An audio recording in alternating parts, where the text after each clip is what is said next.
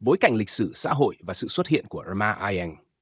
Tây Nguyên từ lâu được xem là một không gian đặc biệt trong bản đồ chính trị xã hội. Cùng với sự đa dạng về dân tộc và tôn giáo, Tây Nguyên luôn là nơi chứa đựng những căng thẳng xã hội phức tạp. Người Thượng, hay còn gọi là các dân tộc thiểu số tại chỗ như Gia Rai, Ede, Ba Nar, Mân Ông, sống chủ yếu dựa vào nông nghiệp và có truyền thống văn hóa, tín ngưỡng riêng biệt. Trong nhiều thập niên, sự khác biệt về văn hóa, kinh tế Tin lành lan rộng trong cộng đồng người Thượng. Nhiều người đã tìm thấy trong niềm tin tôn giáo một chỗ dựa tinh thần, cũng như một cách để khẳng định bản sắc. Tuy nhiên, sự phát triển mạnh mẽ của Hội Thánh Tin lành Dega lại bị chính quyền Việt Nam nhìn nhận với sự nghi ngờ. Chính quyền cho rằng đây là một tổ chức tôn giáo bất hợp pháp có liên quan đến phong trào đòi quyền tự quyết và ly khai. Vì vậy, các hoạt động tôn giáo của người Thượng thường xuyên bị kiểm soát, cấm đoán, thậm chí đàn áp. Trong bối cảnh đó, một số cá nhân đã trở thành biểu tượng cho sự đấu tranh của cộng đồng người Thượng cho quyền tự do tôn giáo và nhân quyền. Một trong những người tiêu biểu nhất chính là năm 2018, phản ánh rõ nét tình trạng tự do tôn giáo tại Việt Nam, cũng như sự bền bỉ của một con người trong cuộc đấu tranh cho niềm tin và nhân phẩm. Phần 2. Biểu tình tại Gia Lai năm 2001 và 2004. Nguyên nhân, diễn biến và vai trò của Roma Iang. Hai nguyên nhân của các cuộc biểu tình.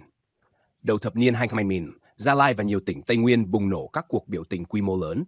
Nguyên nhân chủ yếu xoay quanh 3 vấn đề: đất đai, tôn giáo và quyền con người. Đất đai, chính sách di dân và khai thác tài nguyên đã khiến nhiều cộng đồng người Thượng mất đất sản xuất, đẩy họ vào tình trạng nghèo đói. Tôn giáo, chính quyền coi nhiều hội thánh Tin lành Dega là bất hợp pháp, từ chối cấp phép sinh hoạt, thường xuyên bắt bớ, sách nhiễu tín đồ. Quyền con người. Trong đó có tín hữu Tin lành tổ chức biểu tình ôn hòa tại nhiều huyện ở Gia Lai. Cuộc biểu tình nhanh chóng bị công an và quân đội trấn áp. Năm 2004, phong trào bùng phát trở lại, với yêu cầu rõ ràng hơn: chấm dứt đàn áp tôn giáo, trả tự do cho những người bị bắt trước đó. Một lần nữa, chính quyền huy động lực lượng đàn áp mạnh tay khiến nhiều người thương vong, hàng trăm người bị bắt. 203. Vai trò của Roma Iang. Sự hiện diện của ông trong các cuộc xuống đường đã khiến chính quyền chú ý. Từ đây, tên tuổi của Roma Iang gắn liền với phong trào đấu tranh ôn hòa của cộng đồng người Gia Rai. Phần 3. Bị bắt và giam cầm 2005-2011. 301. Vụ bắt năm 2005. Sau các cuộc biểu tình, chính quyền tiến hành nhiều đợt truy quét và bắt bớ. Đến năm 2005, Roma Iang bị bắt tại tỉnh Gia Lai.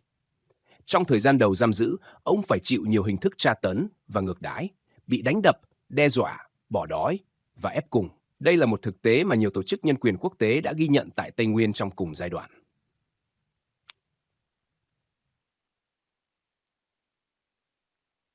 3/2 phiên tòa và cáo buộc. Tòa án Nhân dân tỉnh Gia Lai sau đó đưa Roma Iang ra xét xử với 6/2011. Sau một năm giam tại Gia Lai, Roma Iang bị chuyển đến trại giam Xuân Phước, tỉnh Phú Yên, nơi nổi tiếng là địa ngục trần gian đối với tù nhân lương tâm. Trong suốt 5 năm, ông vừa bị lao động khổ sai, vừa phải chịu sự quản thúc gắt gao. Việc giam cầm này không chỉ làm suy kiệt sức khỏe thể chất của ông, mà còn tạo ra những tổn thương tinh thần kéo dài. Bakken phân tích, việc bắt và giam giữ Roma Iang là một ví dụ điển hình cho cách chính quyền Việt Nam xử lý những tiếng nói bất đồng ở